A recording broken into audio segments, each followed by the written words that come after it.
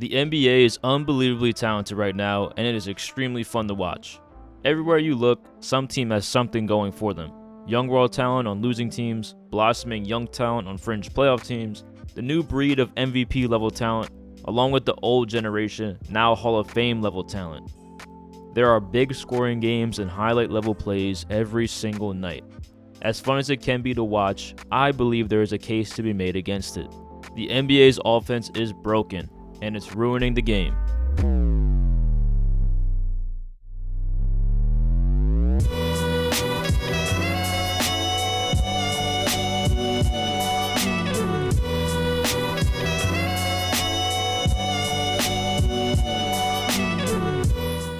I think it's safe to say we are comfortably in the three-point era.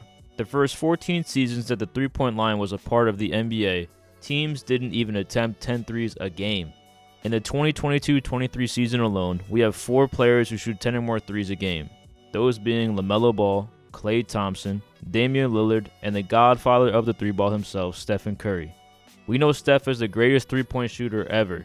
It goes without question to say that Curry's green light was an eye-opener to players and coaches all over the league. Curry was the first player in NBA history to average 10 or more three-point attempts per game in the 2015-2016 season, and since then, the league's offense has been on a rise. From the 1984 season until the 2016 season, the offensive rating floated around between 105 and 108.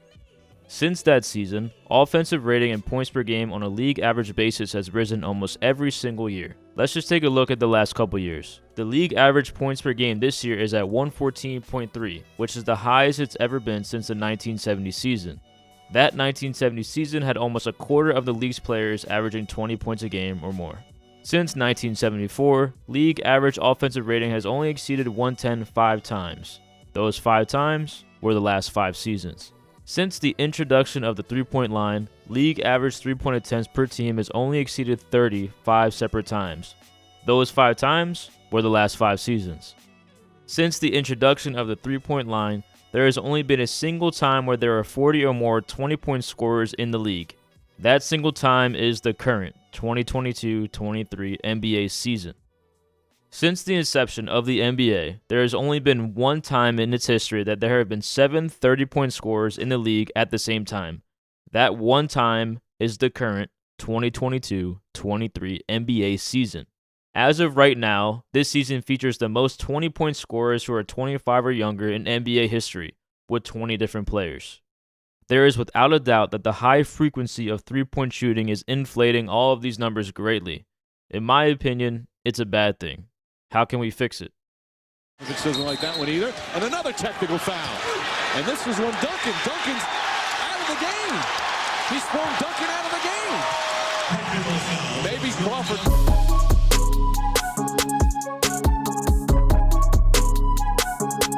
The officials on a night-to-night basis can change the complexion of how each individual game plays. We have seen this time and time again over the years, no matter what stage. There are 2 changes that I think will help tilt the scales slightly back in favor of the defense. The first thing, actually call moving screens. Screens are a big part of NBA offenses today, whether they be on the ball or away from the ball. The most egregious moving screens are typically set off ball. Golden State is most likely the league's #1 offender. You could poll any fan base that watches their favorite team play the Warriors, and they would think that Golden State is out there getting away with murder. There are countless examples league-wide of uncalled moving screens tilting the balance in favor of the offense. On top of that, the majority of these moving screens are leading to wide open threes, or break down a defense completely, leading to another type of open shot. The really hard ones to call are the sneaky ones. Offensive players will set an off-ball screen and roll to the rim with the intent of trying to wipe out 2 defenders at once instead of actually trying to roll to the rim. Players and teams know this and will abuse it as long as it is allowed. Secondly, we have to give some power back to defenders. Maybe don't bring back hand checking, but there are a lot of ticky-tack fouls that get racked up over the course of the game. A lot of times you will see defenders just attempting to get into position while the offensive player is carrying, throwing elbows, barreling through a defender's chest, and sure enough, the whistle gets blown on the defender. I believe they are already heading in the right direction with this, as they've implemented new rules against shooters kicking out. That is when a three-point shooter unnaturally kicks out to draw a foul on the defender. Hopefully, the officiating continues to improve. I won't be holding my breath.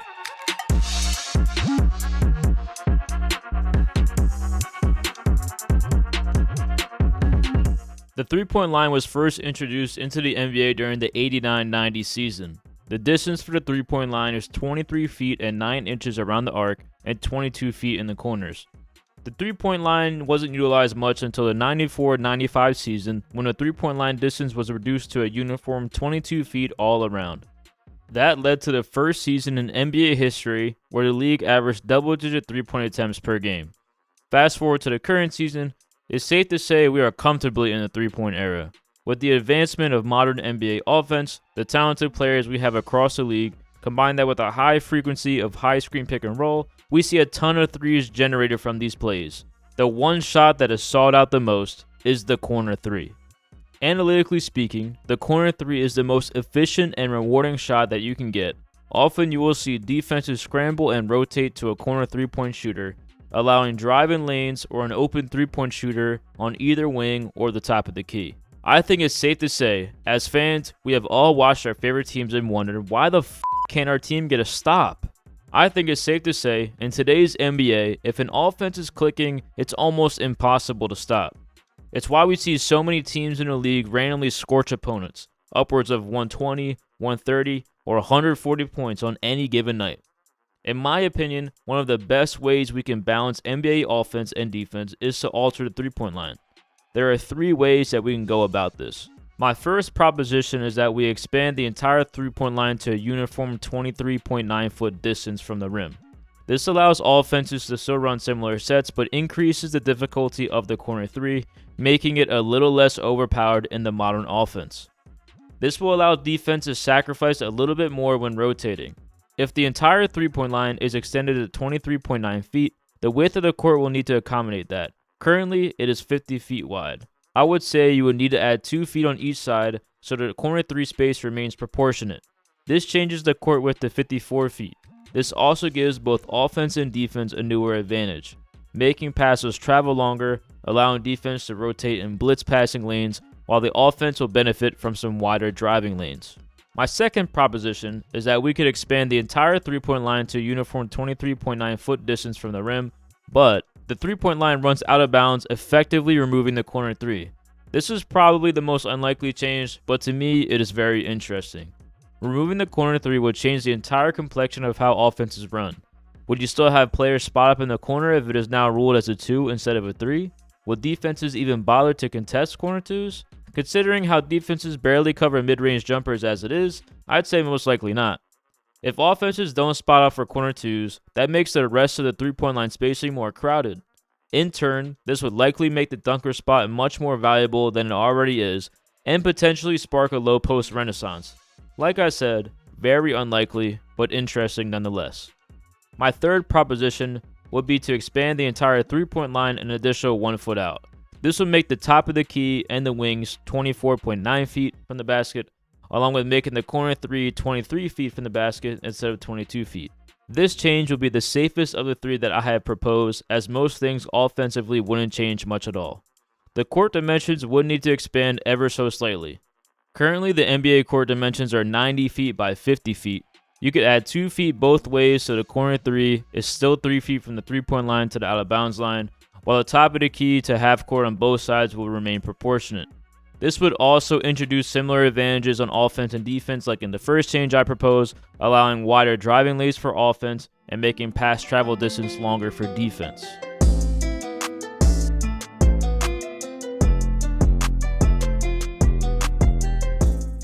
This is a change I believe needs to happen regardless of your stance on NBA offense. Back-to-backs are silly to have in the NBA.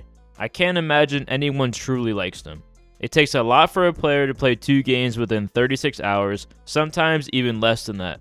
On top of that, it can create a disadvantage for a team if one team is on the second half of a back-to-back, while the other team may have already had 2 days off. On top of that, it increases the incentive of teams to load manage their star players to prevent any further wear and tear on what already is a grind of an 82-game season.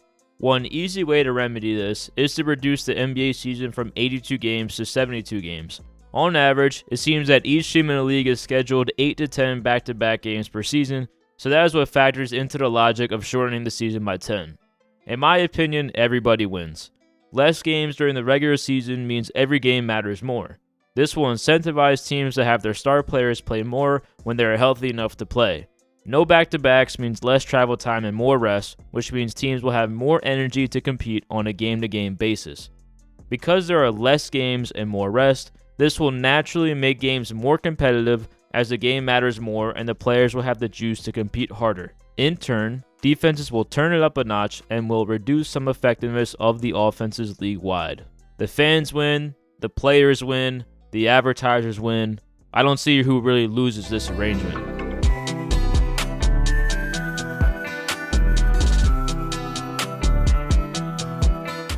The NBA has been expanding its league ever since its creation. We have heard rumors of team expansion for quite some time now, and I think within the next couple of years, it will be a great time to do so.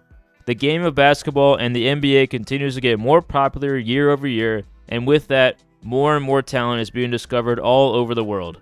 It's easy to say that this is most likely the most talented the NBA has ever been. Every single team in the league has something going for them, whether it be young yet very clearly talented players such as Paolo Banchero and Cade Cunningham, who still have much to learn, or blossoming talent like Anthony Edwards and De'Aaron Fox, who are both first-time All-Stars this year. Couple that with a new generation of perennial MVP candidates in Giannis Antetokounmpo, Nikola Jokic, Joel Embiid, and Jason Tatum, and last generation's youth who are now today's bona fide Hall of Famers who still continue to play well, like Kevin Durant, Stephen Curry, and LeBron James. That's just the basics, as there are so many great players in this league who fall between these guys. From the 1980 season to the 96 season, the NBA added 7 new franchises to the NBA roster. Since 96, the NBA has only added 1 new team to the league, and that was in 2004, where the Charlotte Bobcats were introduced. It has already been 19 years and will likely be 20 or more years until we get at least 1 new team added to the league. With the amount of fanfare, talent, and publicity the league has nowadays, expansion could be really interesting. Here are some candidates for expansion.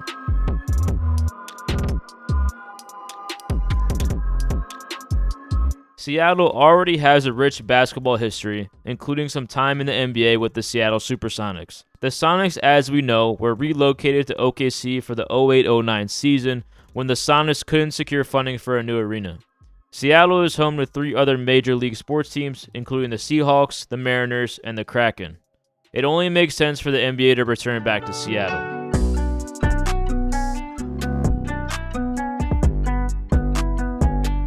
Las Vegas is already home to many other major sports teams such as the Las Vegas Raiders, the Aces, and the Golden Knights. Las Vegas is one of the homes of the NBA Summer League. LeBron has hinted at the fact that he would like to be in ownership after his playing career has concluded, and he wants ownership in Vegas. If and when expansion happens, Vegas seems like a foregone conclusion. It seems to me that these two would be locks for expansion teams when the time comes. Some other cities that would make sense are Pittsburgh, Tampa Bay, San Diego, or Louisville. If you wanted to get crazy, you could expand to London or Mexico City.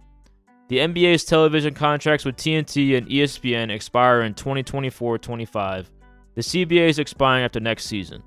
Adam Silver says he has no plans to discuss expansion as of now, but I am certain those conversations will come up at some point in a few years. The benefit of league expansion would be to balance out the talent pool. Many times in league history, the league got really talented, they added new teams to water down the competition just a little bit and even out the talent pool. Even look back to the ABA-NBA merger. There's plenty of talented players in both leagues. You combine those leagues, bring in a lot of talent, add more teams, and now you got a lot more competition.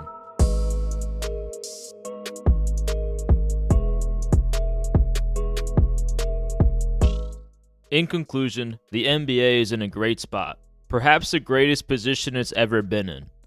It is important that the league continues to grow the game and market its stars. I am a die-hard basketball fan and the league will always have my attention, but I know you all have heard. NBA players shoot too many threes. Nobody plays defense anymore. And I think there is some merit to some of the things that the casual fan has to say about the game. Talent has reached new heights and eventually, the game itself will need to evolve with it. What do you think? Is the game in a good place, or are we due for some changes?